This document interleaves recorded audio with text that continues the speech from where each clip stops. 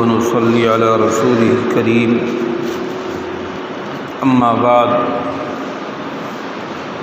أعوذ بالله من الشيطان الرجيم بسم الله الرحمن الرحيم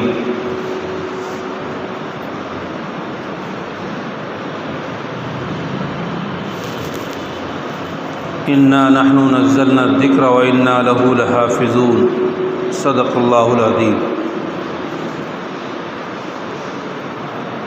میرے محترم بزرگوں اور دینی بھائیوں،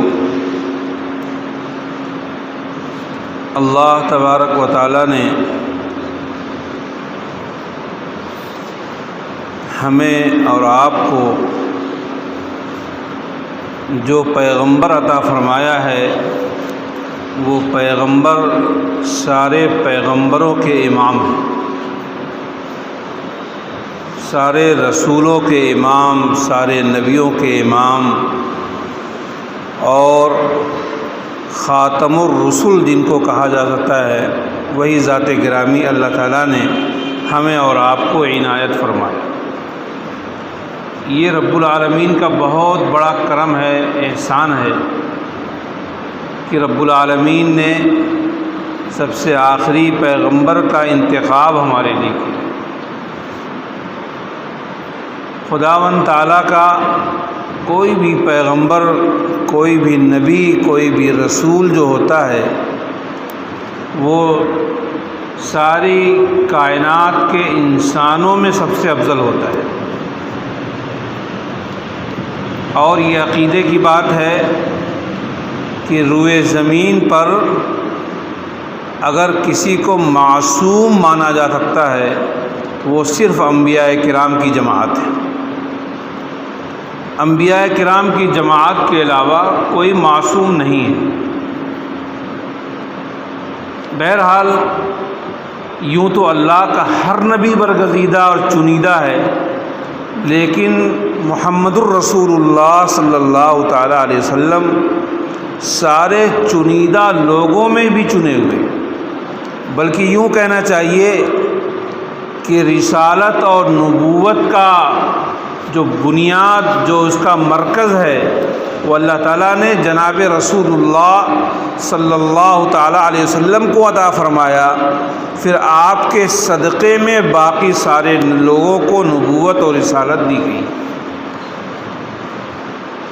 اللہ تعالیٰ اپنے نبیوں کو کتاب بھی دیتا تھا، اپنے نبیوں کو احکامات بھی دیتا تھا، اور ہر نبی کو اللہ نے جو پیغام دیا وہ پیغام اس وقت تک باقی رہتا تھا جب تک نبی کی نبوت باقی رہتی تھی۔ مثال کے طور پر اللہ تعالیٰ نے حضرت موسیٰ علیہ السلام کو تورات دیا، تو تورات کب تک باقی رہے گا؟ تورات کا جو صحیفہ ہے یہ کب تک باقی رہے گا؟ جب تک موسیٰ علیہ السلام کی نبوت باقی ہے اس وقت تک تورات کے اندر کوئی تحریف، کوئی تبدیلی ناممکن۔ اللہ تعالیٰ نے حضرت عیسیٰ علیہ السلام کو انجیل عطا فرمایا۔ انجیل کا زمانہ کب تک رہے گا؟ جب تک حضرت عیسیٰ علیہ السلام کی نبوت باقی ہے اس وقت تک انجیل کے اندر کوئی تحریف ناممکن۔ لیکن جب نبوت کا زمانہ ختم ہو گیا اب اللہ کی طرف سے حفاظت کی ذمہ داری ختم ہو گئی۔ ایسے ہی اللہ تبارک و تعالیٰ نے ہمارے آقا حضرت محمد صلی اللہ تعالیٰ علیہ وسلم کو قرآن پاک دیا، اور قرآن پاک کے نزول کو 14 صدی گزر گئی اس وقت، لیکن قرآن پاک جیسے نازل ہوا تھا آج بھی ویسے ہی باقی ہے، اور قیامت کی صبح تک ایسے ہی باقی رہے۔ کیوں؟ اللہ کا اصول اور اللہ کا ضابطہ ہے کہ اللہ تعالیٰ جب تک نبی کی نبوت کو باقی رکھتا ہے اللہ اپنے پیغمبر پر نازل ہونے والی کتاب کی حفاظت کرتا ہے۔ بہرحال قرآن کو اللہ نے نازل کیا، قرآن کی اللہ ہی حفاظت کرے گا، اور حفاظت کی مختلف شکلیں اللہ نکالے گا۔ حفاظت کی ایک شکل تو یہ ہے کہ ایسے لوگ قرآن کی حفاظت کرتے ہیں جن کو پتہ بھی نہیں کہ ہم حفاظت کر رہے ہیں۔ چھوٹے سے بچے، بے گناہ بچے جن کا دل بالکل سادہ ہے، وہ عقل کے لحاظ سے بھی سادہ ہیں، وہ سمجھ بھی نہیں پا رہے ہیں۔ پتہ چلا کہ 6 سال کا بچہ ہے، قرآن کریم کی بہت سی صورتیں اس کو یاد ہیں۔ 7 سال کا بچہ ہے، قرآن کریم کا حافظ ہو گیا۔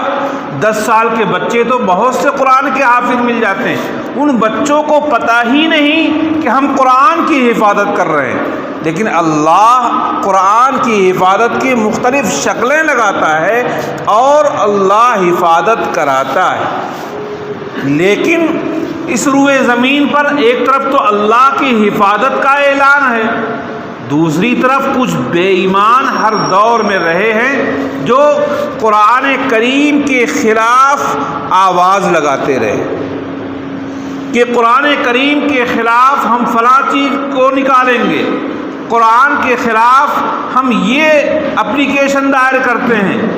ایک شخص نے قرآن کریم کے خلاف باقاعدہ، ایک بادشاہ نے کہا کہ اس کے مقابلے میں آیتیں جو بنائے گا اس کو میں اتنے انعامات دوں گا، اتنے 1000 اشرفیہ دوں گا۔ ایک بہت بڑا جو عربی زبان کا جاننے والا ادیب تھا اس کو مقرر کیا، 1 سال تک اس کو بالکل علیحدہ رکھا گیا کہ یہ قرآن کے مقابلے میں قرآن بنا کر کے پیش کرنے والا ہے۔ اور اس کے بعد 1 سال کے بعد جو اس نے قرآن پیش کیا تو کیا تھا معلوم ہے؟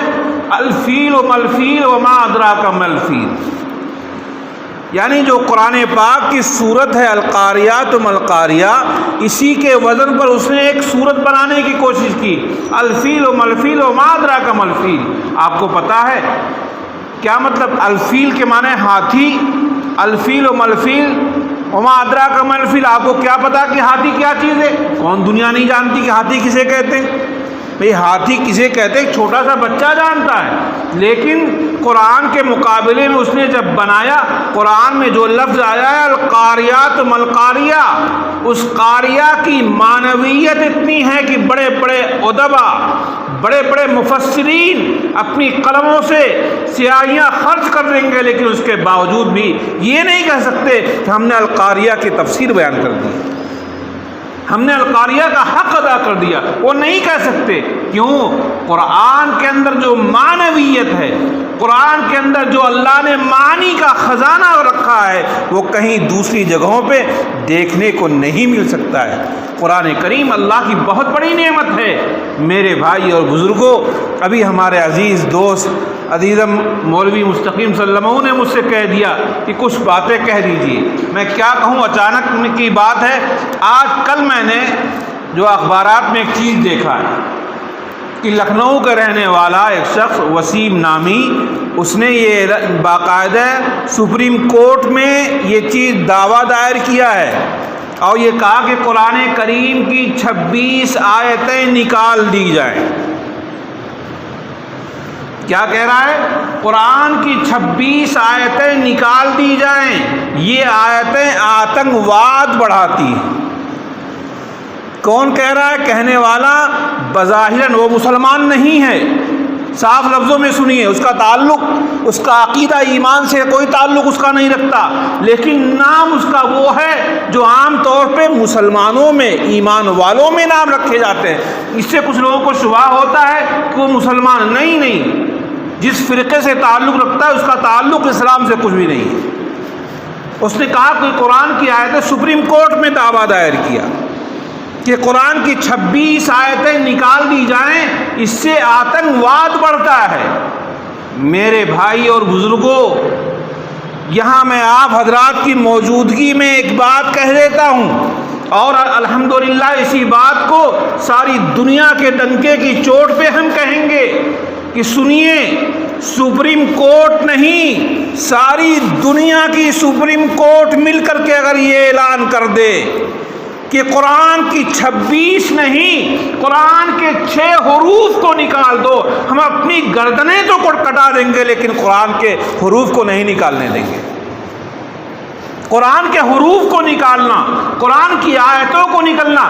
اس ہندوستان کا مسلمان، بہت سے مسلمان ایسے ہوں گے جو مسلمان کی 5 وقت کی نماز نہیں پڑھتے ہوں گے، جو مسلمان کی جمعے کے دن بہت مشکل سے مسجد میں آتے ہوں گے، لیکن یاد رکھیے اگر قرآن کے نکالنے کے خلاف کوئی بدبخت ہو، کوئی ملعون اگر اعلان کرے گا، وہ مسلمان بھی کھڑا ہو جائے گا اور کھڑا ہو کر کے قرآن کی حفاظت کی ذمہ داری وہ خود سنبھالے گا۔ میرے بھائی اور بزرگوں، یاد رکھیے کہ ہم کو اس بات کا اعلان کرنا چاہیے، ہم جس میدان میں ہوں، جس محفل میں ہوں، ہم یہ کہیں کہ یاد رکھیے ہم ہندوستان کے باشندے ہیں، ہندوستان ہمارا ملک ہے، اس سے ہمارا گہرا تعلق ہے، گہرا رشتہ ہے۔ قرآن ہندوستان کے لیے ہم نے اپنی جانیں قربان کی ہیں، لیکن ہم ہندوستانی بعد میں ہیں، پہلے مسلمان ہیں،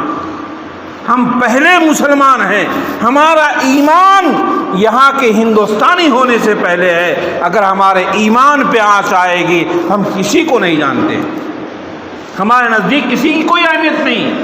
میرے بھائی اور بزرگوں، ایک بات میں عرض کرتا ہوں کہ آپ حضرات میں سے جن لوگوں کے روابط ہوں، اخباری نمائندوں کو آپ بیان بھیجیے کہ ہم اس ملعون کے خلاف احتجاج کرتے ہیں، ہم ایسے شخص کو دائرہ اسلام کے اندر داخل نہیں مانتے ہیں جو قرآن کے اندر ادنا تحریف کا قائل ہو۔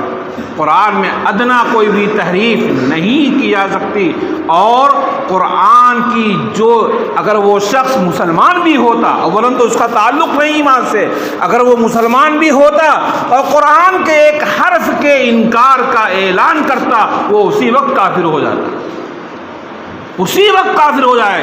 اور یہ 26 آیتیں جیسے لگتا ہے کہ ان کے ابا نے قرآن میں داخل کرایا ہے، اور یہ کہہ رہے ہیں، آج اعلان کر رہے ہیں کہ 26 آیتیں نکال دی جائیں۔ میرے بھائی اور بزرگوں، قرآن کے اندر جو الفاظ ہیں، قرآن میں جو معنی ہیں، قرآن میں جو حروف ہیں، اس کے اندر کوئی تبدیلی ناممکن نہیں۔ ایک بات مجھے عرض کرنا ہے، وہ یہ کہ ایک تو یہ کہ ہم اپنے اعتبار سے فیصلہ کریں کہ ہم قرآن میں کوئی بھی تحریف نہیں قبول کریں گے۔ دوسری بات، اس کے ساتھ ساتھ اس بات کا بھی اعلان ہونا چاہیے کہ ہمارے گھر کا کوئی بچہ ایسا نہ ہو جو قرآن کی تعلیمات سے ناواقف ہو، جو قرآن سے ناواقف ہو۔ ہمارے گھر کا کوئی ایک بچہ ایسا نہ ہو۔ آج کے دور میں کیا ہو رہا ہے، آج ہم اپنے بچوں کو چلڈرن اسکول میں اور دوسرے اسکولوں میں پڑھانے کے چکر میں کہ ہمارا بچہ انگریزی میں سلام کرے گا۔ یاد رکھو مسلمانوں، انگریزی میں سلام کرنا، انگریزی میں آپ کے بچے کا کلام کرنا، یہ تو مبارک ہے، لیکن یاد رکھیے گا میرے جملے کو کہ اسلام کی بلند عمارت کے اوپر کوئی انگریزیت کا شیش محل تعمیر نہیں کیا جا سکتا۔ سب سے پہلے آپ اپنے بچے کو ڈاکٹر بناتے ہیں، انجینئر بناتے ہیں، شوق سے بنائیے، لیکن اپنے بچے کے سینے میں پہلے قرآن کو داخل کیجئے، ورنہ اگر آپ نے اپنے بچے کو قرآن کی تعلیمات داخل نہیں کی سینے میں، تو ایک زمانہ آئے گا کہ آپ کے گھروں سے اسلام نکل جائے۔ ایک واقعہ سنا کر کے میں اپنی بات کو ختم کرتا ہوں۔ پاکستان میں ایک واقعہ پیش آیا، ایک پروفیسر صاحب تھے، ان کے والد کا انتقال ہوا۔ بہت ہی عجیب واقعہ ہے، اس کو اپنے دل پہ لکھیے۔ پروفیسر صاحب کے والد کا انتقال ہوا، وہ 2 سبجیکٹ سے پی ایچ ڈی کیے ہوئے پروفیسر صاحب تھے، ان کے والد کا انتقال ہوا۔ انتقال کے بعد سارے لوگ بیٹھے ہوئے ہیں، وہ رو رہے ہیں، ضرورت سے زیادہ رو رہے ہیں۔ لوگوں نے سمجھایا کہ پروفیسر صاحب جو بھی دنیا میں آیا ہے اسے جانا ہے، اتنا زیادہ آپ تو سمجھدار آدمی ہیں، اتنا زیادہ رونے کی کیا ضرورت۔ پروفیسر صاحب کہنے لگے، میں اس لیے نہیں رو رہا ہوں کہ میرے ابا دنیا سے چلے گئے، خالی یہی وجہ نہیں ہے، بلکہ ایک بہت بڑی وجہ یہ ہے کہ میرے باپ نے مجھ کو 2 سبجیکٹ سے پی ایچ ڈی ضرور کرایا، لیکن میرے باپ نے مجھے اس لائق نہیں بنایا کہ آج میں اپنے باپ کی نماز جنازہ پڑھا سکوں۔ میرے والد نے مجھ کو اس لائق نہیں بنایا۔